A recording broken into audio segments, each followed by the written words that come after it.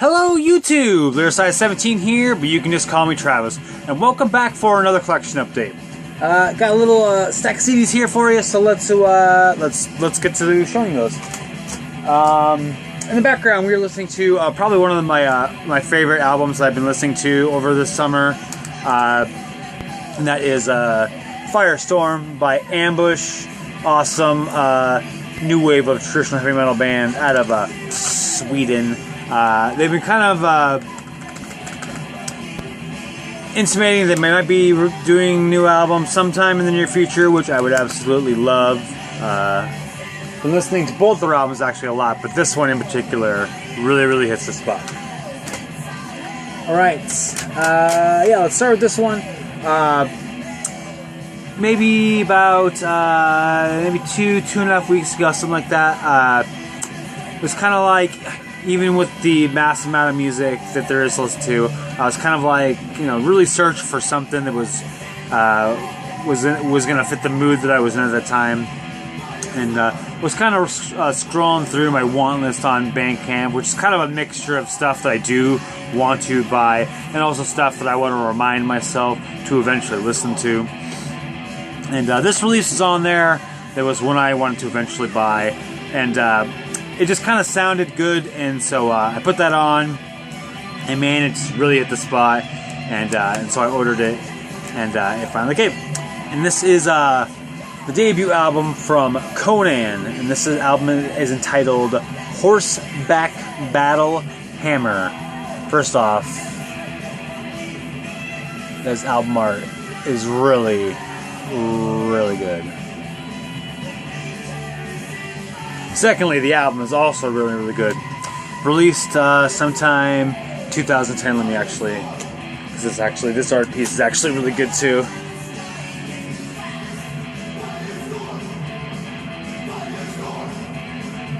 Yeah. Anyway, if you don't know this band, this is a band out of England. They're a doom band, kind of more of like the sludge kind of a doom, as opposed to like a traditional style. Really good stuff. They have 4 albums. I just need to get their second album now, Monos, I believe it's called. Just really solid stuff all the way through their discography. 4 tracks on this one, all pretty lengthy. I think a couple of them are over double digits. I know for sure the last track, Sea Lord, is. But yeah, just really good stuff. Yeah, just slow, sludgy doom, and they just do it really well. So definitely check these guys out if you are into that kind of style and you have not checked out these guys before.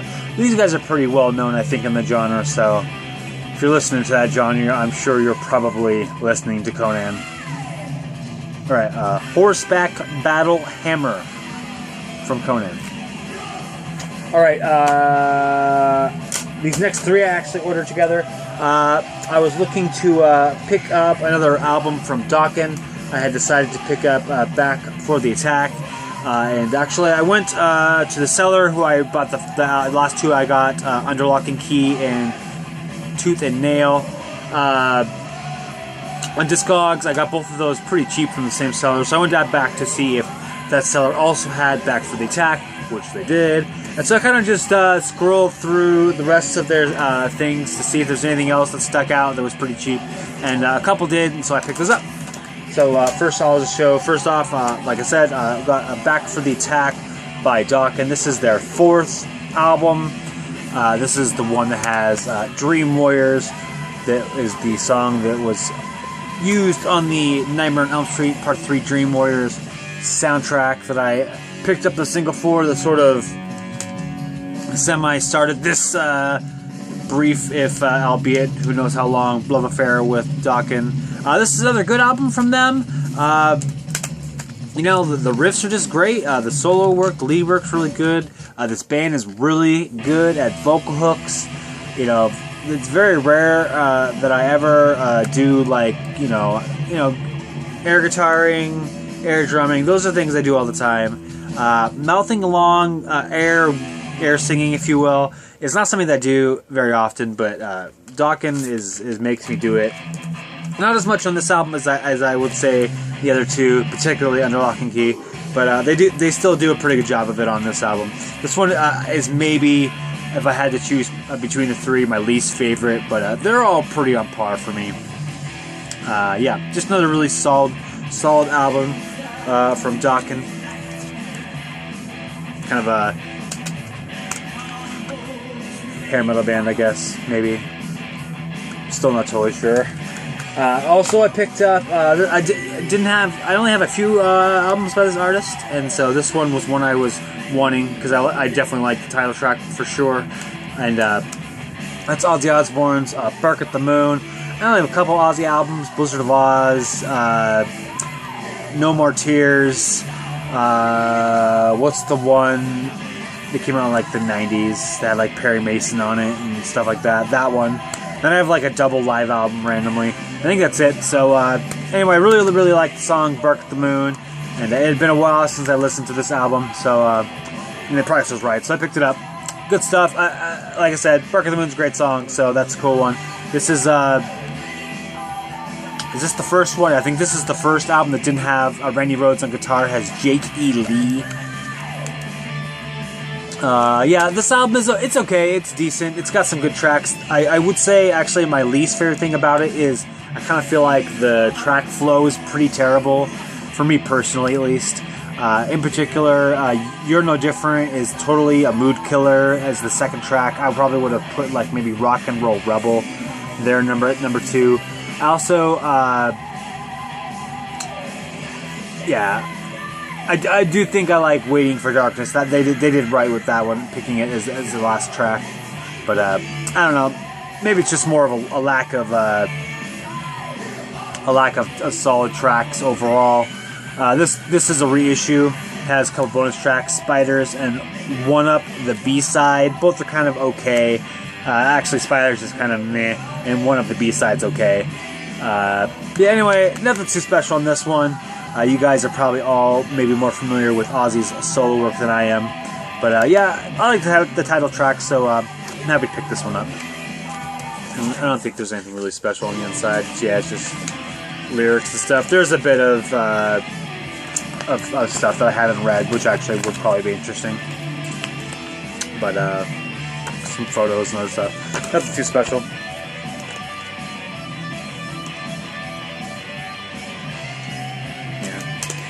Alright, and then finally, this one was actually the real treasure.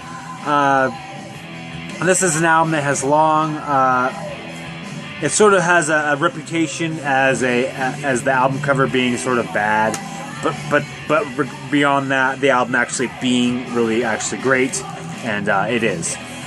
This is Thundersteel by Riot. Speaking to the cover, it's not my favorite cover. I don't know if I necessarily would say that it's a bad cover, and that definitely has a very kind of like comic book feel to it. But like I said, I don't know if I would say that it's bad, but in terms of the quality of the music, this album is really good. Not that it is the be-all, end-all of opinions, as it's just, you know, random user submitted. But I noticed on Metal Archives it has 12 reviews, and the average score is 97%. So that's a pretty good.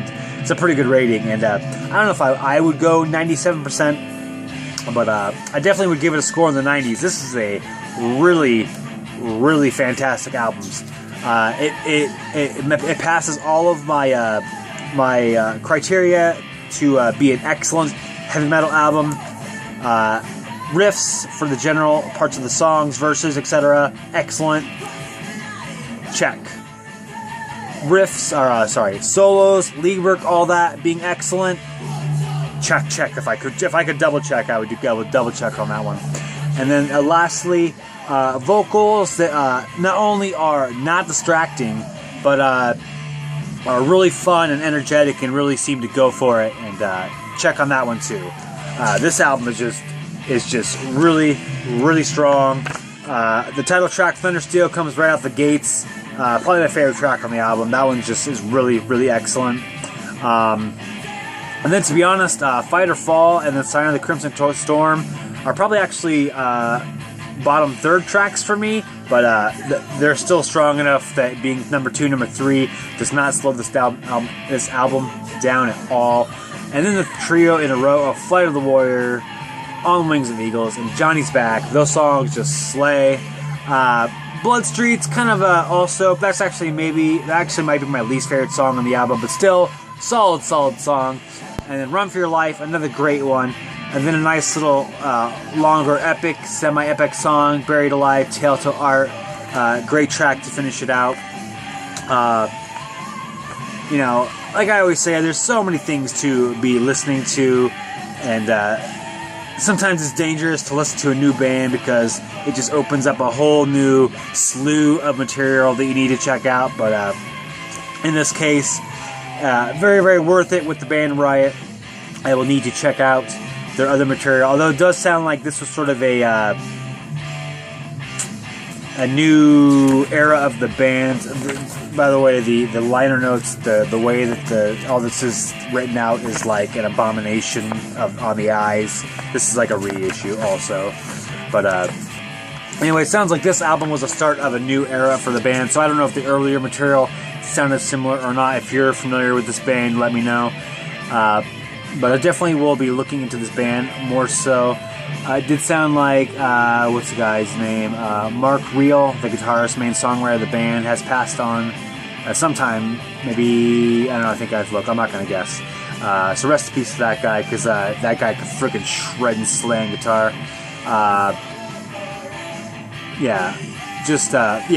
Really, really impressed with this album. Listened to this album a bunch this week, and really, really glad that I picked it up.